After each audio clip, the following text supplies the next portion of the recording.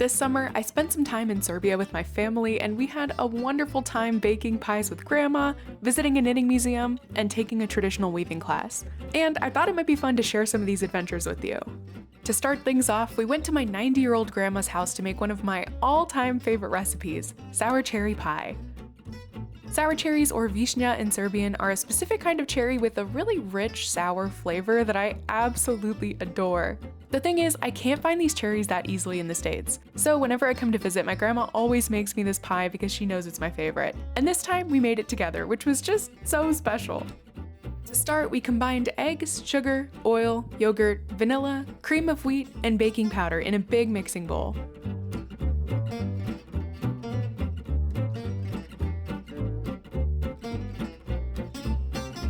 Then we opened up a fresh bag of phyllo dough, removed a single sheet, and brushed it lightly with the mixture.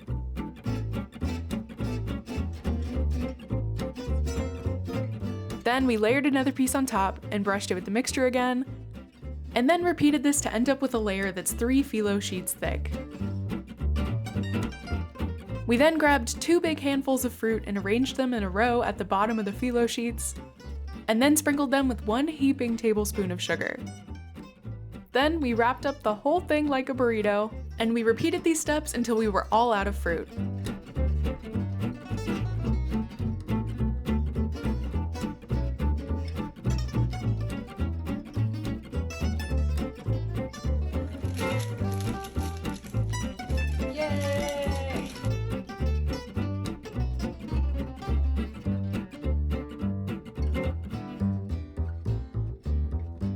If you want to give this recipe a try, I'll include a written version with all the measurements in this video's description.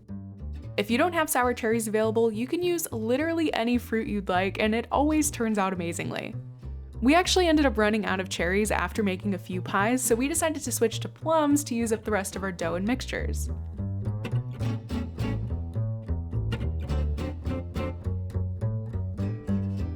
And once all the pies were formed, we brushed them with the rest of our mixture.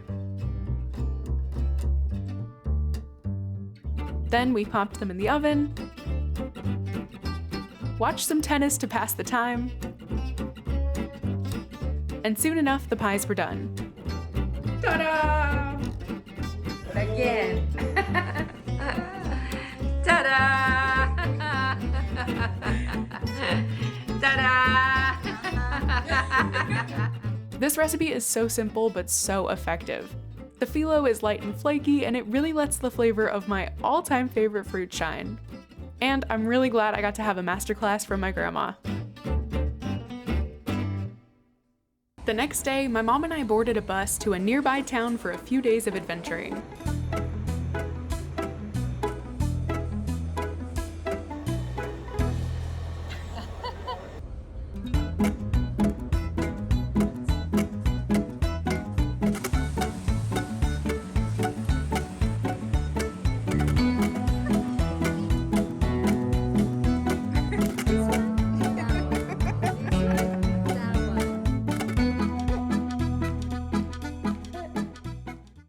One of our first stops was Stopica Cave, which is a beautiful natural attraction known for its underground waterfall, which was really unlike anything I've ever seen before.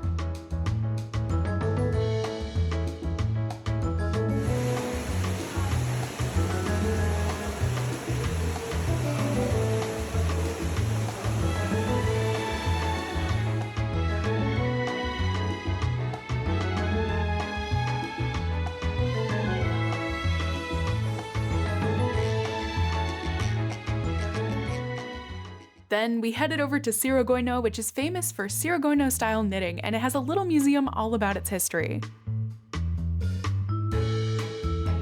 This style of knitting became popular in the 1960s as the women of the region were looking for ways to financially support themselves while still caring for their families and households.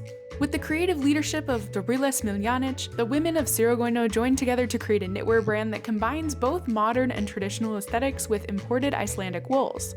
These designs became very popular around the world throughout the 70s and 80s, which put Sirogojno on the map and contributed to its significant cultural and economic development. Today, the knitting tradition continues, and this village has become one of the most visited tourist destinations in Serbia.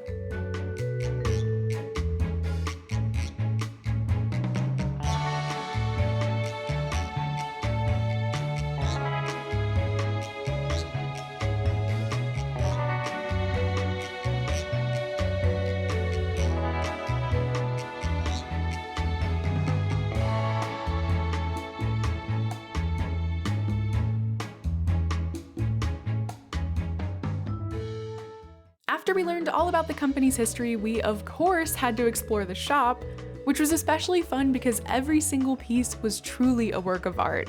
It was like being in a museum where you could touch and squish and try on all of the artwork, so as you can imagine, we had a blast.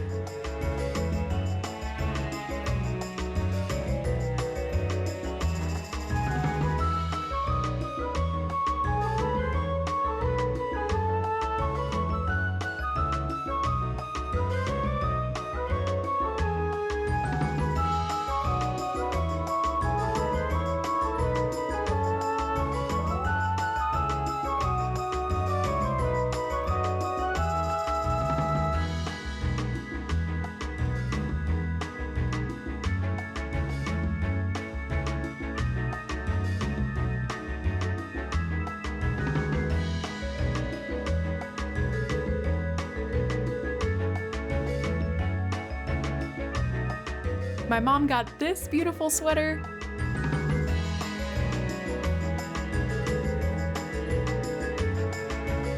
And I picked out this vest with floral motifs, as well as a coat with a bunch of really fun abstract embroideries. And as if we didn't have enough, there were even vendors outside that we just had to explore.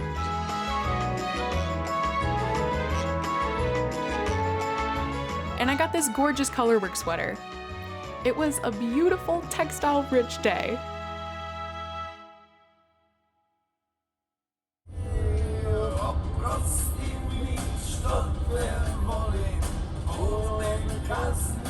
As if we didn't have enough knitwear, on our way back to the hotel, we ran across another knitter selling these stunning handmade socks, and of course, I had to snag a few pairs. The next day, we got to ride the world's longest gondola. The Zlatibor Gold gondola lift stretches over 5.5 miles long, and in total, the ride lasts about 25 minutes in each direction. And it's just so beautiful.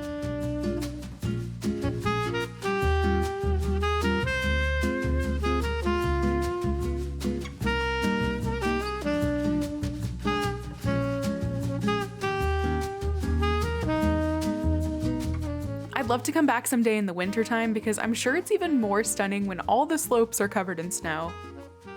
At the top, we enjoyed some lemonade, and then we headed back down for another ice cream dinner. We earned it. And then we had one last adventure. My mom and I went to Manak's house, a historic building in Belgrade which hosts a variety of traditional crafting classes, including Serbian rug weaving. Serbian rugs, or chilims, are hand-woven tapestries, and they're considered one of the national symbols of Serbia. Since I'm a weaver, and since I spent a lot of last semester diving deep into the topic of Serbian weaving for my own textile collection, I knew that I wanted to give this style of weaving a try.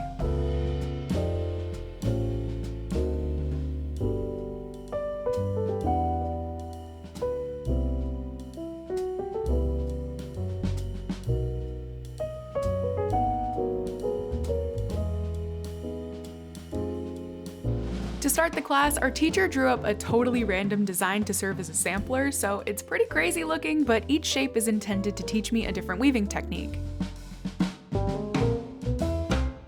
And then we spent 2 days working on my little tapestry.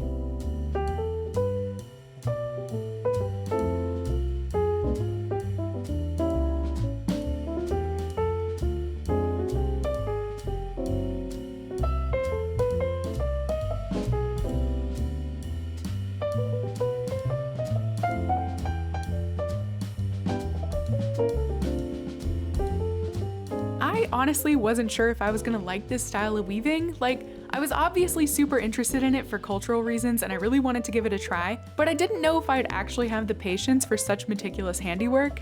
But once I got into the rhythm, I ended up really loving the whole process. I easily could have stayed and woven for days and days and days.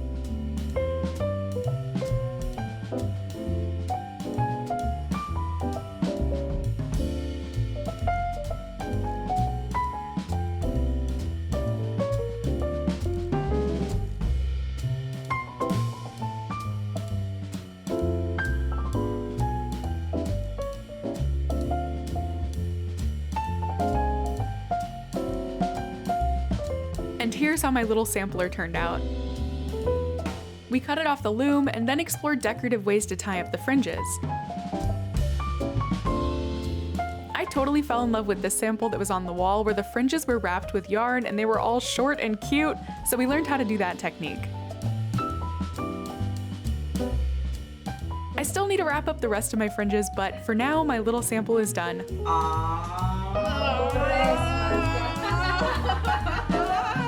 And I'm so happy to have had the chance to experience this style of weaving. And I'm sure that these techniques and motifs will definitely find their way into my other works.